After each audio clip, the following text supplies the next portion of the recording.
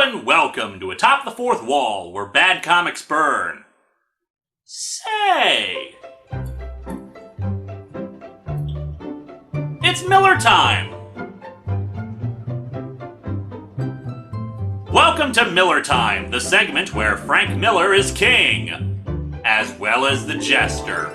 And it's time once again to dive into All-Star Batman and Robin. I don't want to have it be another year-long delay between reviews of issues, so let's continue, shall we? Last time, we were introduced to the Justice League of Crazy Steve's universe, and we learned that everybody else is crazy or stupid too. We got to meet Bonkers Betty, Frank Miller's idea of Wonder Woman, who has barely controlled rage issues and apparent hatred of all men unless they claim her as sexual property, which she is perfectly okay with. And oh, how I cannot wait for somebody to try to argue that this is somehow the same thing as her early appearances, as if the last 70 years haven't happened.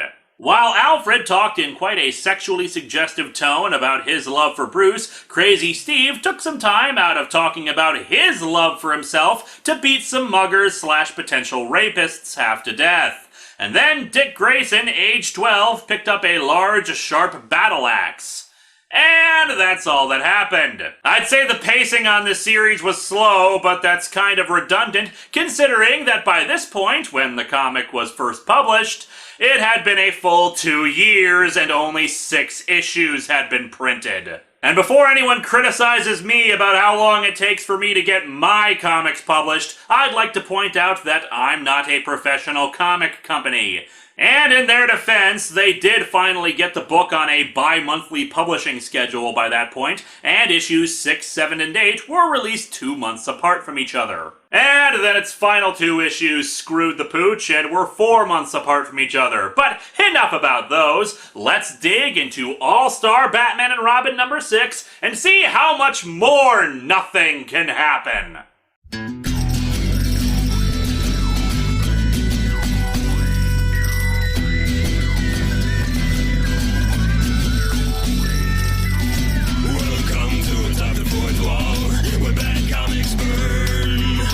Linkara's gonna teach you all a lesson you won't learn. Brodsky, you're not the smartest. Life out, you're not an artist. Anyone who's had a bad comic published, it could be your turn. Linkara, he's a man punch, wears a birdie hat. Linkara, he has a magic gun. Where'd he purchase that? Linkara, coins, robots, Amazons and trucks. Linkara, this comic sucks. Linkara.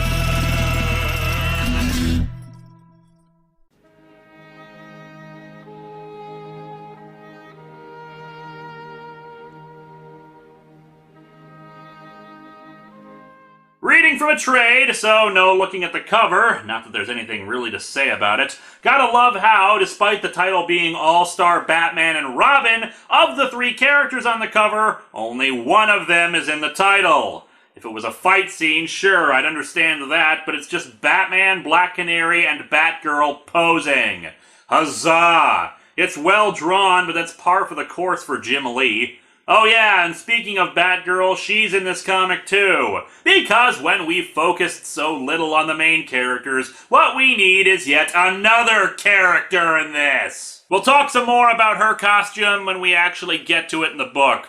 We open with a splash page of Crazy Steve with gritty teeth and lots of narration boxes. Sometimes I wonder why I never sleep anymore, but not tonight! I don't either. Considering the skewed timescale of this series, how would you know how long you've been awake for anyway?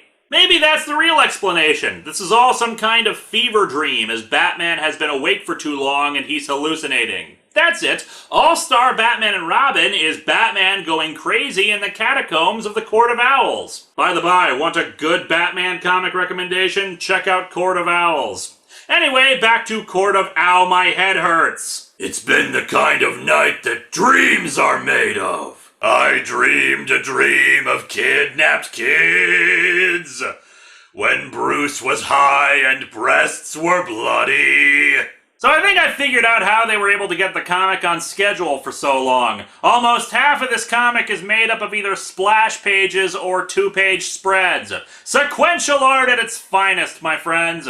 If you're wondering what else Steve is narrating about, I'll save you some time. Blah blah blah, delicious ultraviolence. Steve is pissed off because Black Canary has finally come roaring in on her motorcycle. I would remind you that when she was in issue 3, that was apparently 6 months ago. So apparently she's been riding on this motorcycle for 6 months in the exact same clothes she was at the time. Or perhaps she hit a wormhole and is only now just emerging. Space is warped and time is bendable. Crazy Steve is unimpressed. Just what I need! Some damn amateur showing up out of nowhere! Yeah, amateur superheroing is just wrong. You need to leave it to the professionals, like you! The guy who supposedly hasn't slept in days and left a 12-year-old unattended in a room full of sharp and dangerous objects. Though I'm sure there isn't a problem there. Oh, wait! She'll get herself killed here! She'll get herself killed! Whoa now, narration! You didn't repeat here at the end of that second sentence. You're losing your touch for repetitive phrases. Where the hell are all these damn wannabes coming from? Hell if I know, Frank. You're the one who keeps putting them in here. You know you've got it bad when your own characters are questioning your stupid decisions as a writer.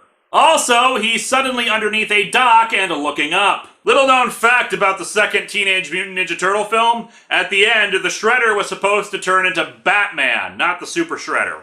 We cut to 3 hours ago, which, let's see, 15 hours ago there was a milk carton with Dick Grayson, age 12's picture. 5 hours ago was the Justice Losers meeting, and it probably took some time to drive from the woods to the Batcave. 6 months ago was Black Canary, who's only showing up now, which would make present time Thursday. Okay, glad we worked that out. The human spirit is indomitable. Homo sapiens. What an inventive, invincible species. They're indomitable. So we see Barbara Gordon running up the stairs of her home and showing the same psychotic grin as the woman who was rescued in the last issue. Was that supposed to be Barbara and she was just drawn incorrectly? Barbara Gordon, age 15, listening to her dad. Sentence fragments, old as writing itself. Being tedious. Commissioner Gordon is of course in the comic too. His defining characteristic is that he is talky. Like, really talky. There is a crap ton of dialogue that he is spewing out, mostly about his kids, but he'll start talking about Crazy Steve in a minute. Human nature is indomitable. Thought it was human spirit that was indomitable. Could you at least be consistent with your nonsense? But life is complex. I can't wait for Frank Miller's philosophy book to come out. Life and its goddamn complexities. She's listening to her dad, who's just happening to be talking on the phone to the woman of his dreams, while his wife sits in the next room texting somebody. And in the pages of Life and Its Goddamn Complexities, you'll learn how to laugh while fighting crime, as well as how to feel unfulfilled in your marriage. By the by, the person Gordon is on the phone with is a character named Sarah Essen, who he was having an affair with in Batman Year 1. Which this is apparently in continuity with. Yeah, of course it is. Considering she knew he was married, I'm inclined to believe this is just another example of Frank Miller's all women are whores style of writing. I admit I could be exaggerating a bit in this analysis, since I don't believe we ever see her in Ass Bar, and she was a minor character in Year 1, which was also a good story before Frankie went nuts. Then again, there was also the comic that made Catwoman's backstory that she was a prostitute inspired by Batman, which, come to think of it, is similar to Black Canary, who was basically a Hooters waitress inspired by Batman, in this story anyway. Still, noticing a pattern here, the women in Frank Miller stories talk a lot about sex, have sex and sexualization as the focus of their backstory or character, or are inspired by Batman, which Barbara Gordon will be falling into because she's only 15 in the story, and, as I've said before, Frank Miller is not so horrible a person as to fetishize an underage girl. But that's as much as I'll give him. Anyway, Gordon's talking with Sarah Essen on the phone, and it's time once again for Frank Miller doesn't get how memes work, since he now says goddamn Batman 3 times over the course of their conversation. You can't keep a meme alive by just repeating it over and over. You have to do something different with it, or have it infrequent enough that nobody minds the reference. Anywho, Gordon says he doesn't mind that Batman beats the snot out of the crooked cops. Yeah, as previous issues have indicated, it's pretty clear he's done more than just beat them up. But please, keep telling yourself that Crazy Steve hasn't murdered anyone today. No, it's not that. What really bugs me about the goddamn Batman is what he's turned into. What he's become. He has become Death, destroyer of Batmen. Abandon all hope, ye who read this. No, his problem is that he's become an urban legend. Sorry, goddamn urban legend. Yes, seriously, we get it, Frank. And he's inspiring copycat vigilantes, which is our segue into Barbara putting on her Batgirl costume. And just looking at the posters in her room, I see what appears to be an Adam West Batman poster, making me wonder who the hell printed that, and if Adam West was Batman at some point in this universe. Anyway, yeah, she leaps out her window, and I actually do like this Batgirl outfit for the most part. Jim Lee did a great job capturing Frank Miller's art style in this page while keeping it his own, if that makes any sense. The Bat logo is similar to the one that Miller has often used in his work, and the overall anatomy is kinda short and stocky, like Miller tends to draw on his characters.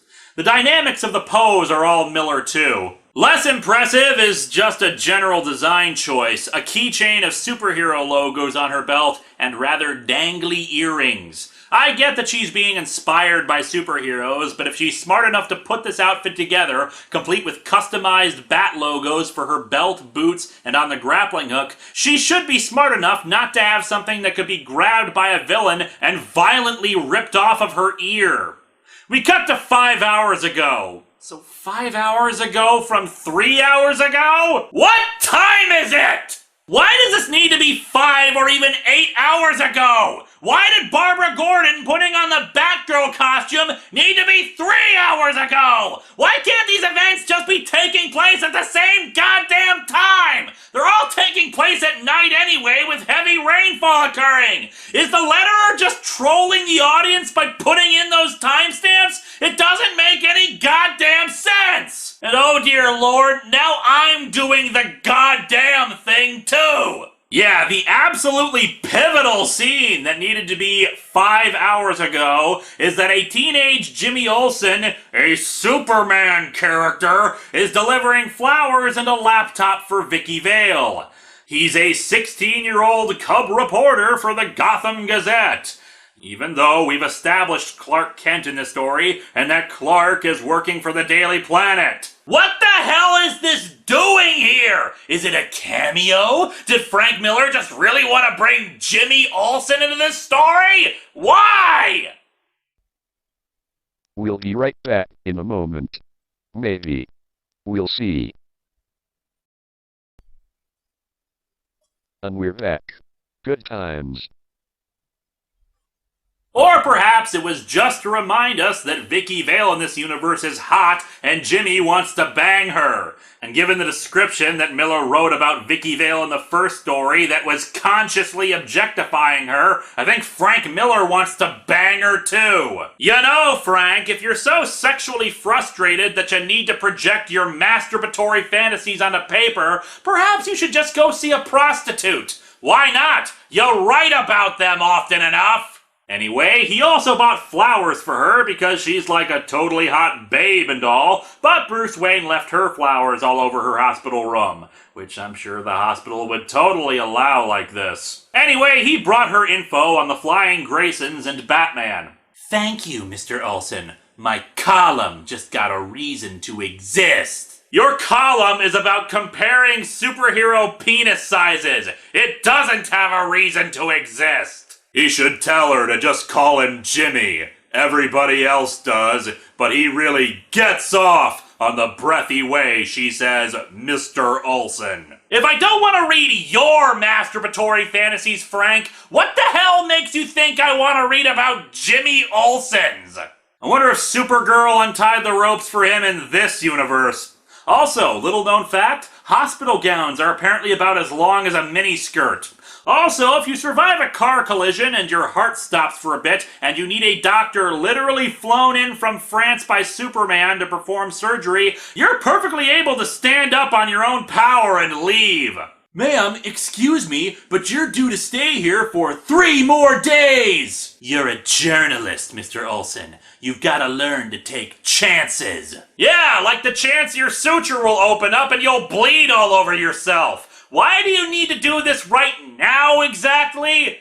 Which is actually 5 or 8 hours ago. You're an idiot! He gets her clothes for her. He doesn't watch as she slithers out of her hospital gown. He doesn't watch as she gets dressed. Really, he doesn't. I know, right? I'm just as surprised as you are that we're not watching it.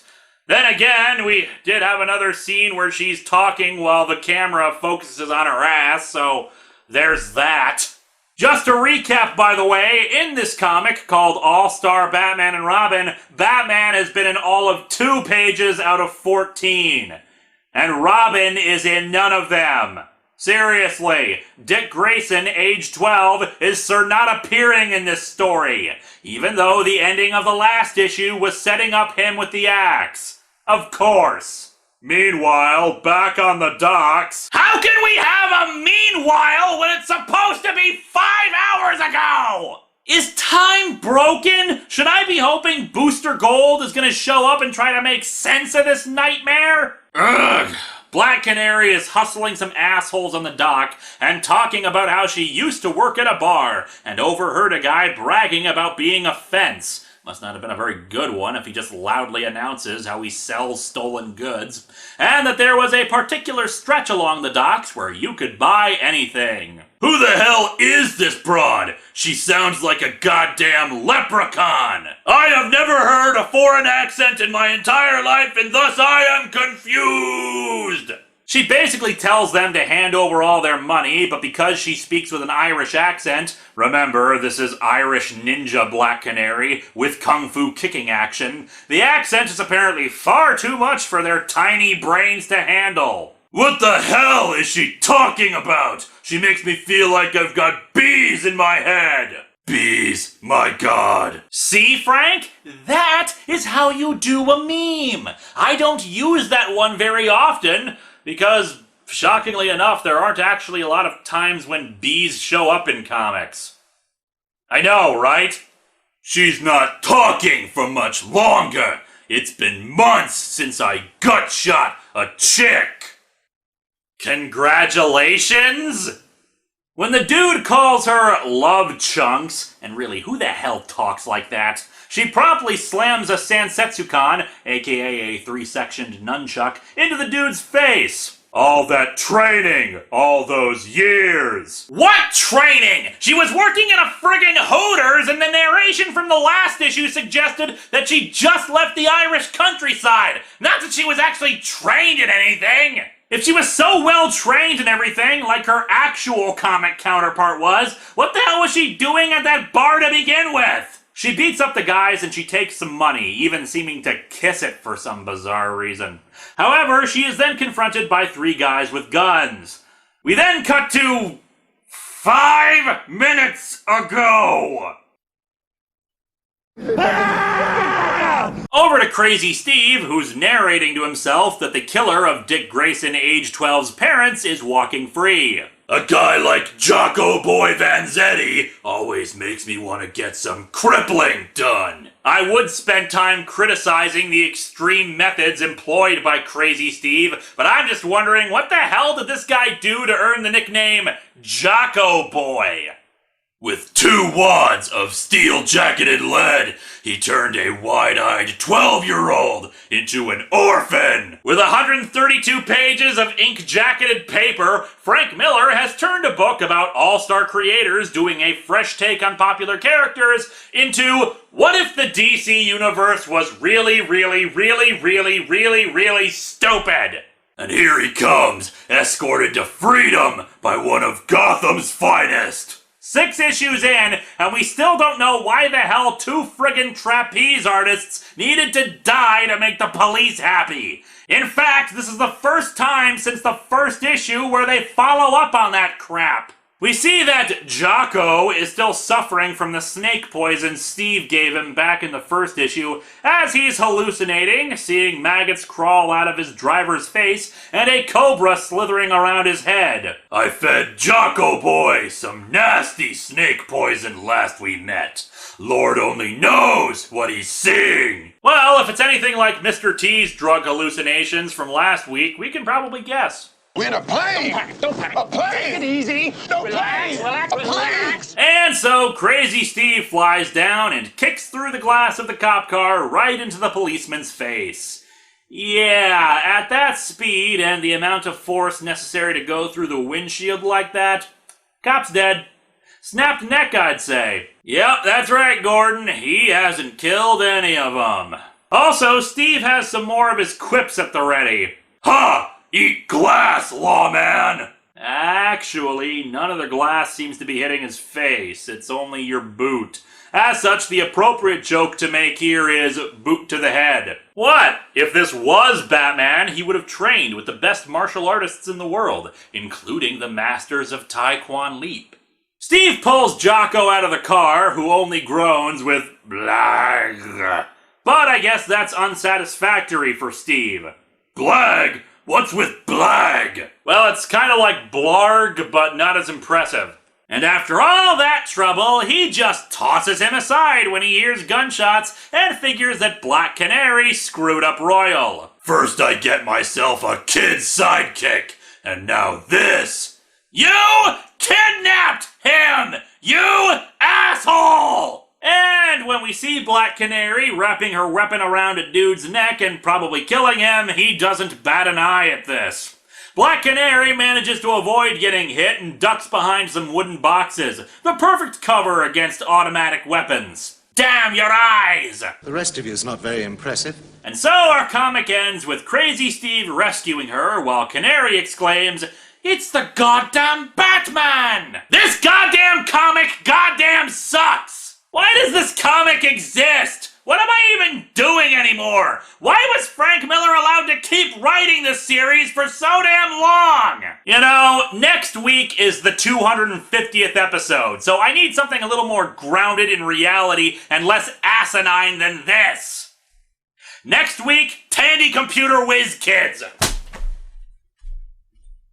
I dreamed a dream in time gone by,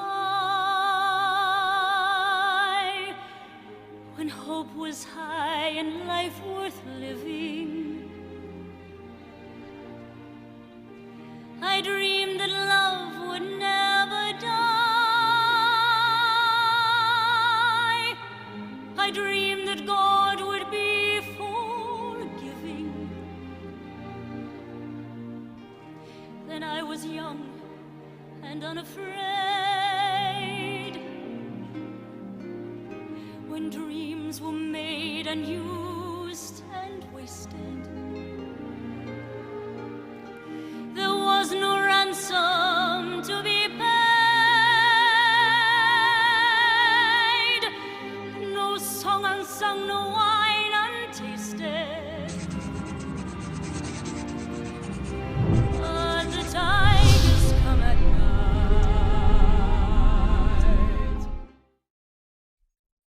Uh-huh.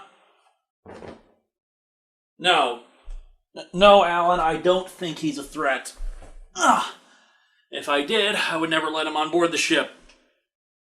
No, it's actually been pretty quiet around here, thank God for that. Uh-huh. Alright, thanks, Alan. I'll talk to you next week. Bye. Okay, Nimue. I'll go the diagnostics. Diagnostics have been completed. No anomalies have been detected. You're sure? Independent computer systems have been unable to detect any faults. This doesn't make any sense, Nimue. The gunslinger, Jarrus, said that he was able to walk right in and out whenever he pleased, didn't have to disable our security or anything. Indeed. This unit also did not indicate any security breaches during the times he specified as his intrusions. Nimue, how have you been feeling lately? This unit does not feel anything. It's not true, Nimue. You are an artificial intelligence with wants and desires. Hell, when the entity was about to absorb us both, you expressed regret and sorrow that we were only together a short time. If you didn't feel anything, then you wouldn't have been able to respond to me at all. So, again I ask, how have you been feeling lately? This unit is uncertain, Elaborate. unable to comply. The sensations are not entirely translatable to a language. The closest approximation would be worry. Worry. Fear? Possibly. This unit is concerned about its performance as of late and the discrepancies. Oh, I'm sure we'll pin down the answer. This unit has a question. Go ahead. What does it feel like when someone is losing their mind? Nimue, I'm gonna have Poyo run another diagnostic. Is that okay? Confirmed.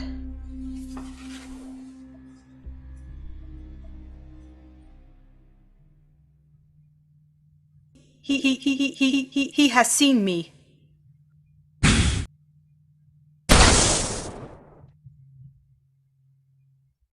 You're not going to win.